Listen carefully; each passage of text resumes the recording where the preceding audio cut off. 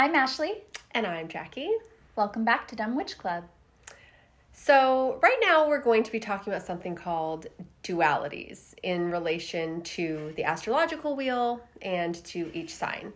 This is kind of like basic information to have you set up to best understand and digest everything that's going to be in our New Sign Who Dis series, where we deep dive into each sign individually. So that will be forthcoming. So until then, let's talk about dualities. What does this mean? Enlighten me. Mm-hmm. There's less math involved in this one. Not a lot of math. The others. Yes. So I appreciate it a little bit more. There's just kind of two things to Right. You don't have to do multiplication to understand this. So it's better.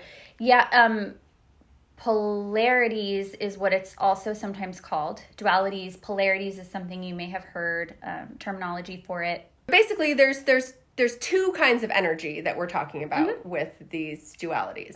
And problematically throughout history and traditionally, those have been called masculine and feminine energies. Right. So let's maybe talk a little bit about, we can definitely go on for a long time about what's problematic about that. Sure. But I think that would be like a whole other thing. So let's just say it's obvious why that's problematic. The way that you had described the energy. Because I've seen some different ways in some different books, and even books that we've read and used together. Even some of the older ones have some differing terminology, but I really liked what you came up with for that. So maybe you could talk a little bit more about that. Well, thank you. So in terms of what used to be called masculine energy, sometimes it's called positive energy, which still kind of puts things on like a positive, negative kind of, binary. Right. Sometimes it's called active energy versus receptive energy. And like these terms make sense. But again, they have kind of this, superior, inferior type of implication. Definitely. So to kind of, turn that around, the terms that we like to use are day energy and night energy. Yes. So the day energy would be more associated with what had been called masculine energy, and the night with the feminine energy. But I think it's much more of a reciprocal language to use. Yes. Because if you think about the daytime, the sun is out, you are, awake, you are active, you're getting your day done, you're being productive, you're interacting with people, whatever it is that you're doing in the daytime most of the time. And the night energy, yes, it may be less energy or it's quieter energy, but it's about restoration and rest, and is absolutely necessary in order for you to go back into the next day with a sense of feeling renewed and like ready to face kind of that activity. Absolutely. I love the way that you put that because it is reciprocal, like you said, and nothing is subjugated. I think that a lot of times, even with the terms being masculine and feminine, I think that there was even a little bit of socialization built into those terms.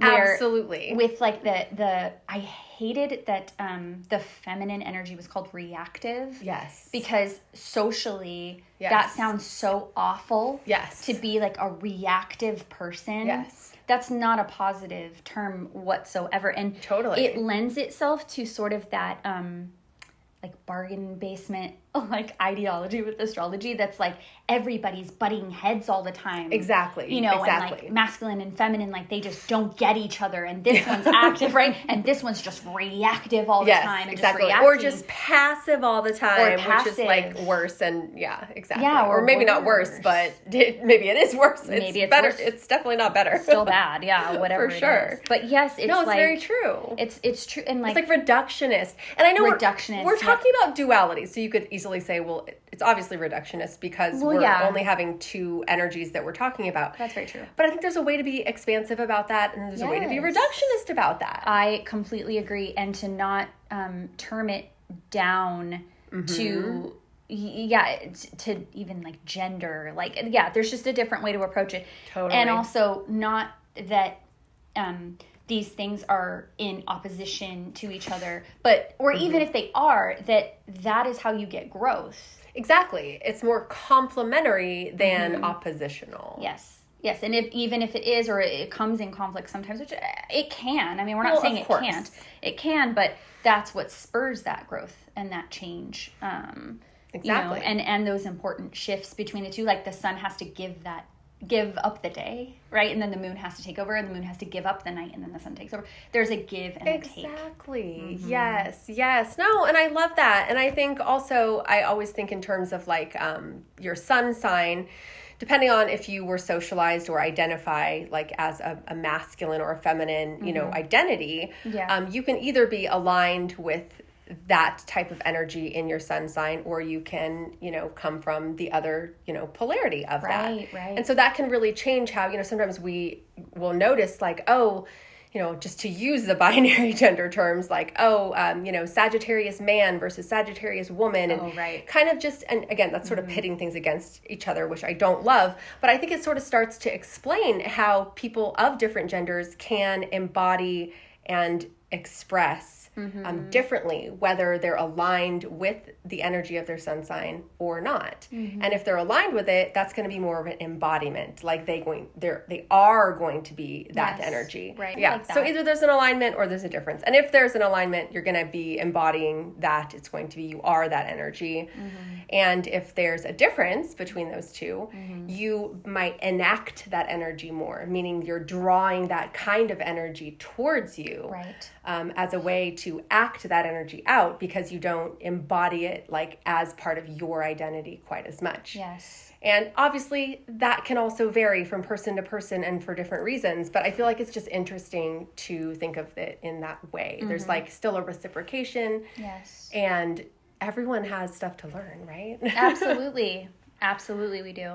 That's a great way to put that, and I had never thought about it that way before you phrased it like that. And I think even though it is sort of, like we said, simple and reductionist in a way, there's a lot to really dig into with this. I mean, even more than we're really just going to say. Absolutely. There's so much more than just this. Yeah. And I'm sure we'll get into more of it at a later time, but this is, I think, a great start to new sign who dis. Yeah, exactly. So looking forward to hearing any feedback, especially on the terms, different terms, alternate terms. We'd love to hear any of that. And looking forward to moving on. Yeah, definitely. Thank you. Dumb Witch Club is written and produced by us, Ashley Sidner and Jackie Gerard, at the Dumb Witch Clubhouse in Orange County, California. Produced and edited by Matt Heinemeyer, creative director and culture consultant Violet Turner.